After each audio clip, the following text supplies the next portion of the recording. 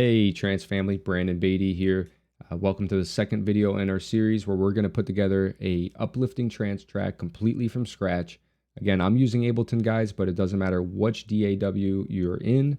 You should be able to follow along. And if you have trouble, you need one-on-one help, please feel free to reach out. I'm going to put a link in the description. Sign up for lessons. I'm happy to work on your projects with you one-on-one, whether it's production, synthesis lessons, or even just music theory, songwriting lessons.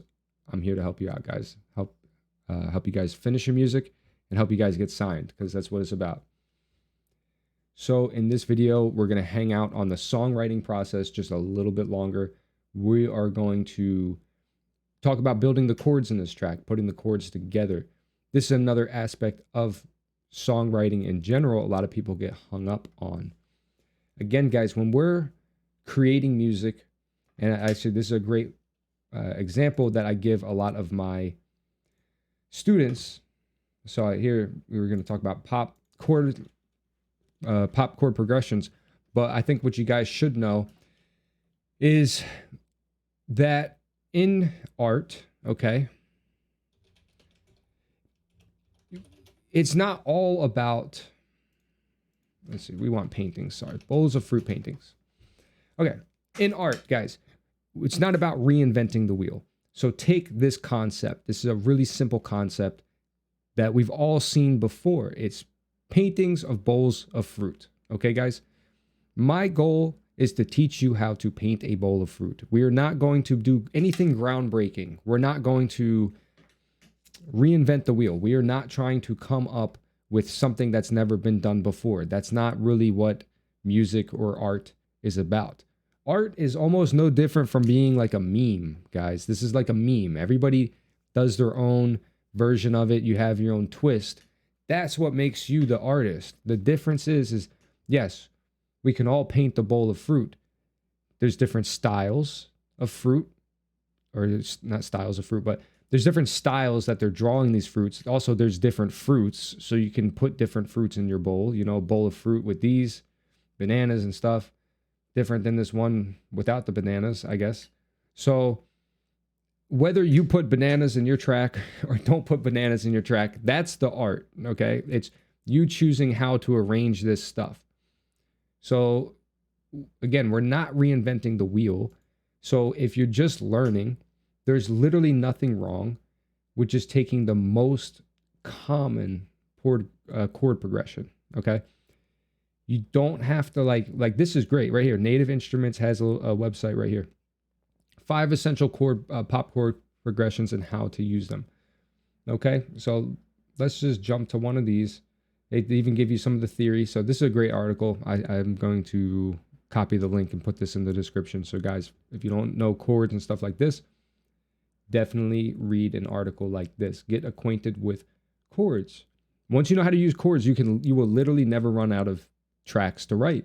And not only that, you can write multiple tracks using the same chord progression. Some artists do it all the time. Some of my favorite artists, I know it's one of their tracks because it goes into the same chord progression. Here we go again for the 20th time. But guess what? I love it. So 175. I like to do the let me think here. It is I think it's the 167. All right, well, let's pull up one of these. We're gonna do this one right here. And the difference between major and minor. So here's the other thing. Last thing I want to tell you guys in the first half of this video before we start putting the chords into our track is that there's a difference between major and minor chord progressions.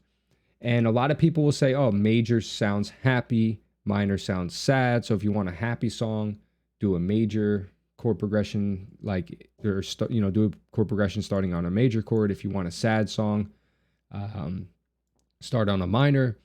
I don't think that's necessarily true, and I don't think that's accurate. I think that's a great way to like explain music to a child. But if what we're really going for is we want to know that minor music actually tends to sound focused. It's not necessarily sad. It's just more serious. It's a little bit more focused, and it's just when you listen to like a major trance track, it's sometimes, in my opinion, it can sound a little cheesy. It can sound a little adolescent or childish. It's just, I think of like the Ice Cream Truck song. It's just a very happy, joyful thing. And if that's what you want, if you want like really joyful music, but sometimes most peak time trance is probably minor. More of the trance that I particularly like and enjoy tends to be minor. I don't really like the happy tracks. So we're going to do a minor chord progression for this. And we are going to take this 1-5-6-4, which is an extremely popular chord progression, and we're just going to start it on the minor note inside this chord progression. So if we're in the key of C, we're going to start on A minor, go to F, go to C, end on G. Okay? So we will make a note here just so nobody forgets. Okay? We're doing the minor 1, going to the, I believe it was to the F, which is our third one. Oh, Jesus, I'm struggling. I gotta look here, guys. Okay, yeah, A, F, C, G. So we're going to the 1, the 6, the 3, the 7. So 1, 6, 3, 7. And I'll even put it here. So that means we're going A minor, F major, C major, and G major. And let's go ahead, drop a piano into our instrument rack. I'm just going to use a contact instrument. I have a nice piano in here. All right, why not the grandeur? Okay.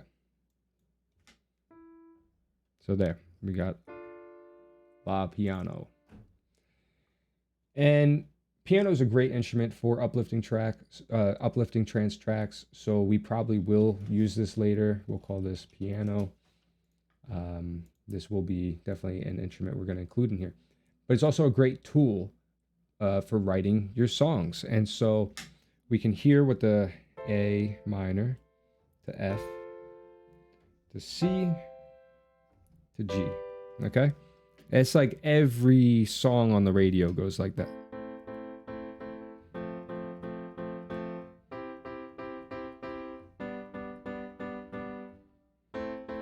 So the hard part's already been done for us. All right?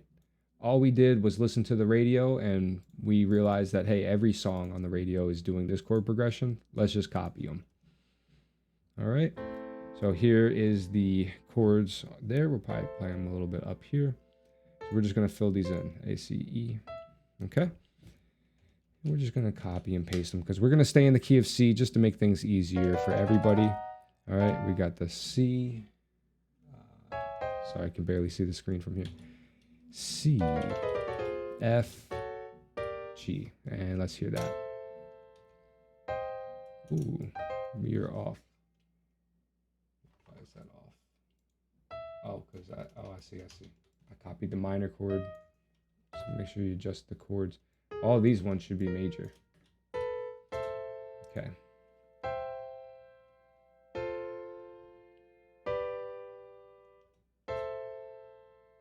Yep. Oh, I was supposed to go to F. Listen, I'm all over the place today. A, F, C to G. There we go.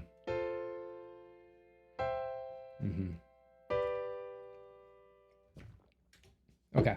See, that's why it's important to plan ahead, because when you get to a point where you're making so many songs and dealing with different chord progressions, you can get lost in the sauce. So, all right, guys. So this is our chord progression again. We're just going to copy what we said there. It's a 1, a 6, a major 3, and a major 7. And that was A, F, C, G. Okay. So that's it. And we're going to keep that in mind. So now we know our chord progression. And that's going to allow us to write a melody, do something with that. This is an easier chord progression to write a melody on top of. Um,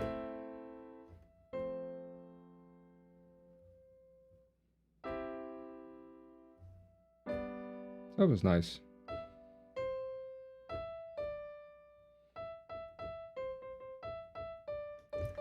So you can play around with it. This is where I kind of split my role up from songwriter and producer. You have to wear different hats. Songwriting is going to take a little bit of time. That's not something I can just like do and be like, oh, let me write a song. I mean, I have to really get into it. I got to like turn out the lights. I got to get, I got to get intimate with the music to write a song. But you don't always need to do that right away. Like you can also sort of write the song as you go. And that's sort of the approach I'm going to try to take. So this is where you have to decide, do you already have a song idea in mind? Do you already know the melody? Do you already know the chord progression? Okay, great. Set it down somewhere, put it into a piano. Really make sure we know that idea. So here we have the chords, that's great, but we need a melody. And I don't even have one right now. So let's come back to this. All right. So we will come back. And I think the next thing to do, once we kind of have an idea of the chords, we want to start doing our kick and sub bass. Okay. So that's it for this video. A little bit shorter one. More about chord theory and songwriting than necessarily about putting together a track, but there you go, guys. This is a vital part. Again, you want to put this work in before you start trying to make music, okay? Because if you don't even know the key that you're in, even when you're selecting your samples, some samples are tuned to a key. So you kind of got to know what key you're working in before you even begin doing this, right?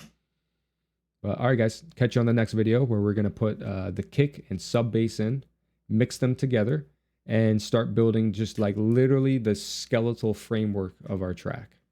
All right.